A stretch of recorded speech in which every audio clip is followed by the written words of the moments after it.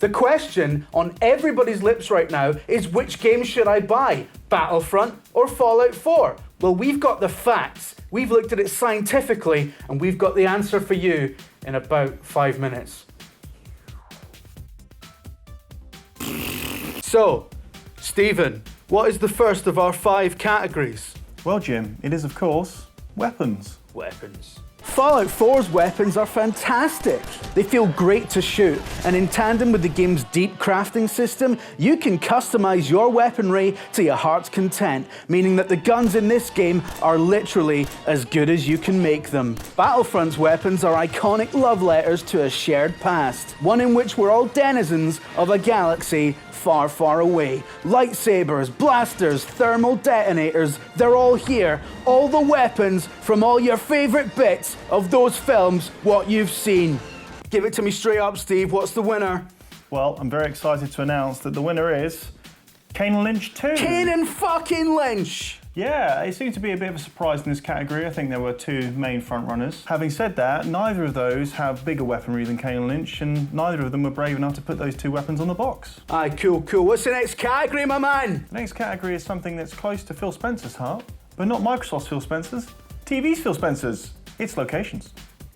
Fallout 4 is set in Boston, home to such luminaries as Marky Mark, Ben Affleck, and Paul Revere, and home of some of the most beloved sitcoms in history, like Two Guys and a Girl, Sabrina the Teenage Witch, and Saint Elsewhere. Battlefront is set in Star Wars, which of course needs no introduction, apart from the one I just gave it. But imagine it's like a galaxy, yeah, but really far away, and they've got loads of exotic alien ecosystems that result in weird stuff like trees and snow. Right, what is it? What's the winner, Stevie?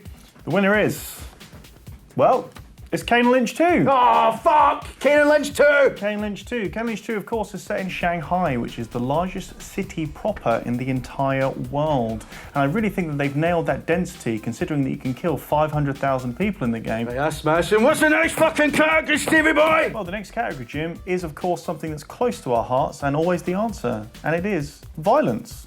Fallout 4 is a bloody mess. Its combat is characterized by exploding limbs, decapitations, blood spurting everywhere, and no one ever cleans up. Who knew the apocalypse could be so manky? Star Wars, on the other hand, isn't very bloody at all, and the few people who actually die come back as friendly ghosts. But it excels at other forms of violence. Bodies being thrown around, ships crashing, people dying screaming in fiery cages of twisted metal. Brutal. Right, who's the winner? Who is it?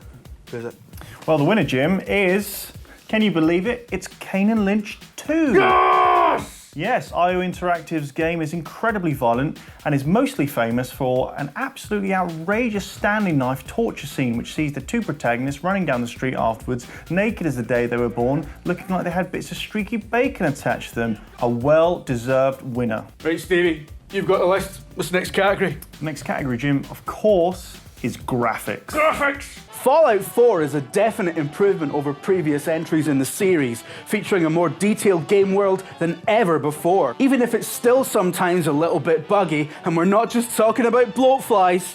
Battlefront looks gorgeous too, exquisitely capturing every visual cue of the Star Wars universe in such unbelievable fidelity, it's like we're gazing directly into the brain of George Lucas himself. But the brain of young George Lucas, not the mad old cunt that made Red Tails. Right, my poor wee heart can't take it, Stevie boy! What is it? The winner, of course, is Kane Lynch 2. Ah! IO's game was much maligned on release by idiots, mainly in the games press, who didn't understand that they were working towards an actual functioning aesthetic which matched the game itself, and not just cramming as many pixels as possible into the pixel generator to generate the pixels on the screen for the enjoyment of people who would then go on to say they hated it in just 2 years hence. So, well-deserved IO once again. Right, this is the big one now. This is the decider. What's the next category? Well, yes, you're absolutely right there, Jim. This is very important. This does, in fact, decide who wins the contest, and it will be decided upon tailoring. Fallout 4 has jumpsuits and giant suits of armor that are like walking leg tanks made out of hoovers, and a wider range of clothing than Matalan, all with a distinctive neo-1950s style that blends Leave It to Beaver chic with Mad Max grot. Smashing. Battlefront has all the clothes you remember from Star Wars, like Han Solo's galactic dressage, Luke Skywalker's Primarch Gary Newman cosplay, and of course, the Emperor's manky coat. What a load of shit. Right, don't waste my fucking time, Stevie boy, tell me! Well, firstly, I'd like to say congratulations to both Fallout and Battlefront for being in this competition and getting this far. So whoever wins, you've all done well. The winner, of course, is... I can't believe it. It's a clean sweep. It's Kane Lynch 2. Yes! Of course, when you actually look back at the details of the tailoring at IO's crime drama, it does seem like an easy win. There are callbacks to other influential crime fictions, such as Heat, directed by Michael Mann. You may remember that Kane's two-button grey suit was worn, or something much like it was worn, by Robert De Niro. And then, of course, you've got Lynch's look, which is a bit like if Hulk Hogan went mad in a Primark. Looking back on it now, I do think it's a worthy win for Kane Lynch 2. So congratulations to IO Interactive on a very worthy win. That is one of the closest head-to-heads we have ever done. Yes, Jim, absolutely. I'm glad that the game is finally getting its due after 5 years of being misunderstood, mainly by idiots. Join us next week when we compare two very similar things again, apples